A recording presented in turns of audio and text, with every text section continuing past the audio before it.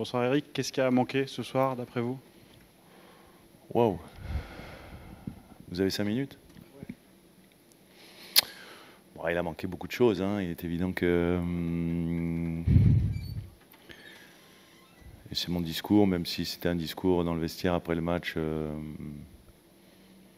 en essayant d'être plutôt constructif, mais il est évident qu'il faut qu'on s'améliore techniquement, il faut qu'on améliore notre dimension athlétique.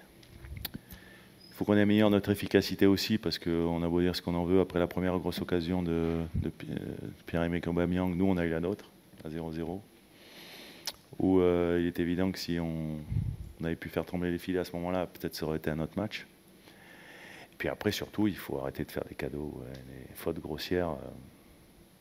Qui est à ce niveau-là et dans ce stade, face à cette équipe, est impossible à concéder, quoi. Donc les 2 premiers buts, on peut considérer que c'est 2 buts qui sont largement évitables. Je ne parle même pas du premier, mais même le pénalty sur le deuxième. Donc voilà, à partir de là, quand tu es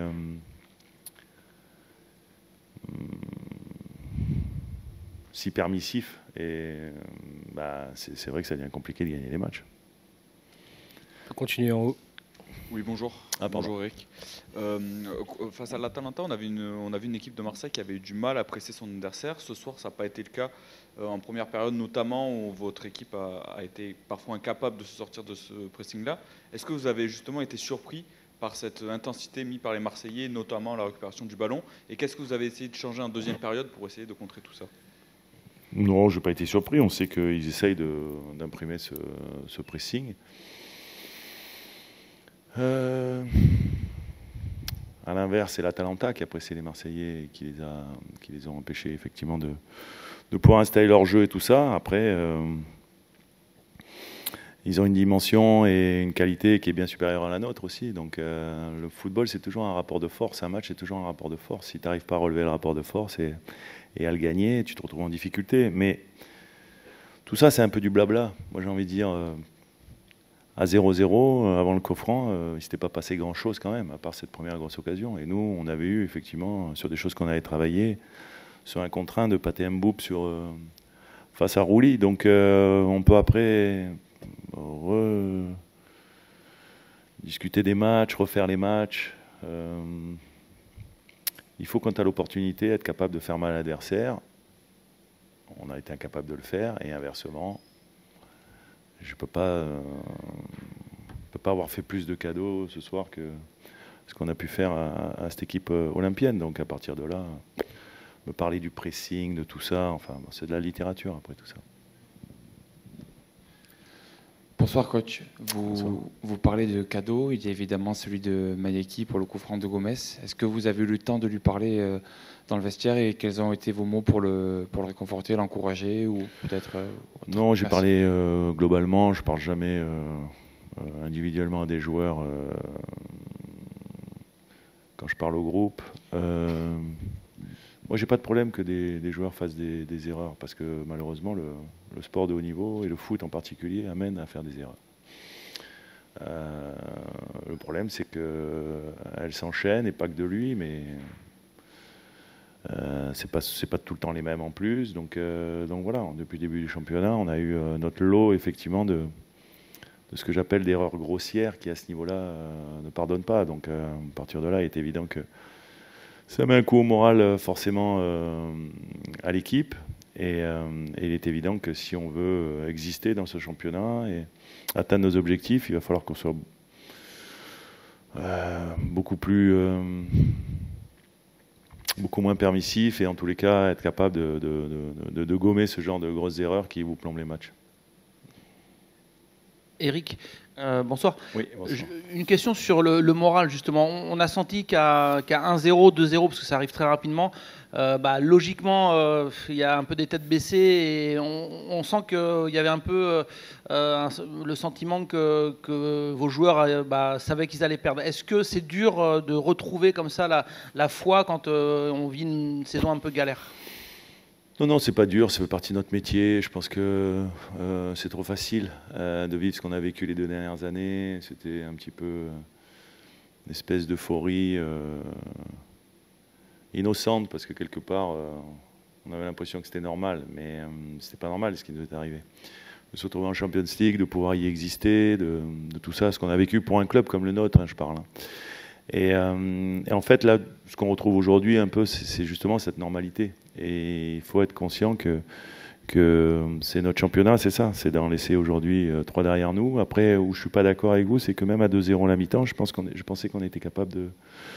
On a réorganisé l'équipe et on a essayé de trouver des solutions pour pouvoir effectivement marquer ce 3e but qui est toujours synonyme Je savais que cette équipe olympienne, elle pouvait aussi baisser un petit peu de rythme et de pied parce que bon, ils avaient joué il y a 3 jours. Donc ouais, il y avait la volonté d'aller chercher ce but, mais comme à l'image de la première période, on a eu des situations, pas des occasions très franches, mais des situations vraiment favorables qu'on a véritablement par manque de qualité technique vendangée, quoi. Donc à partir de là, compliqué d'exister dans ce genre de match. Après, non, notre rôle, c'est effectivement d'emmener tout le monde avec nous, de nettoyer un peu les tronches. Il va y avoir cette trêve internationale où on va beaucoup travailler pour que tout le monde revienne sur le même plan physique déjà. Et puis après, on verra si on peut effectivement s'améliorer sur les prochains matchs. Vous parlez de nettoyer les têtes. Vous disiez tout à l'heure que vous avez essayé de tenir un discours constructif. Est-ce que vous pouvez nous expliquer voilà, sur quoi vous vous êtes appuyé pour être constructif justement après un match comme ça? Non, il faut juste faire un constat, de dire que je pense que tout le monde est conscient que ce qu'on fait aujourd'hui, c'est insuffisant. Ça, déjà, c'est la première des choses. Qu'on doit s'améliorer sur plusieurs aspects, donc on ne va pas rentrer dans les détails. Et qu'on va avoir la trêve internationale pour le faire. Et que du coup, quand individuellement tous, on va s'améliorer. Et quand je dis individuellement, et je mets le staff à l'intérieur, moi-même et tout ça, il n'y a pas de souci par rapport à ça. On sera collectivement plus fort, forcément. Donc voilà, il n'y a pas de problème par rapport à ça. Ce qui est sûr, c'est qu'il est évident qu'il va falloir... monter le curseur, quoi. Coach, vous parlez des nombreux manques de votre équipe. Est-ce que vous attendez le mercato avec impatience ou vous savez déjà qu'il n'y aura pas d'argent? Merci. A priori, il n'y en avait pas dans l'été. Donc, ah ouais, qu'il y a le Père Noël qui arrive en décembre. Là, je sais pas, le Père Noël breton, si jamais. Mais non, j'attends rien du mercato, moi, personnellement. Après, s'il y a des choses qui arrivent, tant mieux. Mais non, je suis déjà tendu vers le prochain match, qui est un match où on va recevoir Metz. Donc, et c'était ça aussi, de dire que on va avoir pas mal de jours pour bosser et pour travailler et pour préparer ce match. Donc, le mercato est bien loin. Dans le côté un peu soirée noire ou soirée cauchemar, c'est peut-être fort, mais il y a 2 joueurs qui apparemment sortent sur blessure. Est-ce que vous pouvez nous donner des nouvelles de Mama Baldé et de Bradley Loco, s'il vous plaît? Bradley, effectivement, c'est plein d'une gêne à la cuisse. Après, j'en sais pas plus. Là, on est juste après le match. Il fera des examens certainement dans les prochains jours. Et puis après, pour Mama et Pathé, ouais, Mama a pris un coup, mais aussi c'était la volonté de donner aussi une mi-temps à Rémi, qui a besoin aussi de retrouver du rythme et du temps de jeu. Et puis aussi pour renforcer notre milieu, avec la volonté d'être un peu plus actif sur leur double pivot adverse, qu'on n'a pas réellement été, malgré cette réorganisation. Donc voilà, mais après, globalement, à part Bradley, il n'y a pas grand-chose, je pense. Dernière question, merci. Eric, je me permets une question sur l'OM. Même si vous avez fort à faire avec votre équipe, voilà, je sais que c'est un club qui vous est cher. Est-ce que vous pensez que l'OM, premier là ce soir, peut jouer le titre? Est-ce que vous croyez que si le PSG a des difficultés, Marseille doit être là et doit viser le titre? S'ils sont pas là, c'est que c'est plus l'OM, quoi. Il manquerait vraiment d'ambition, je sais pas. Un club comme l'OM se doit de jouer les premiers rôles. À partir du moment où ils sont toujours au contact. S'ils vous disent que non, c'est un peu étonnant, non? Je sais pas. En tous les cas, ça m'importe peu, je dois dire, sincèrement. Mais on verra ça de loin, nous, dans notre championnat du bas de tableau. Merci, messieurs. Merci.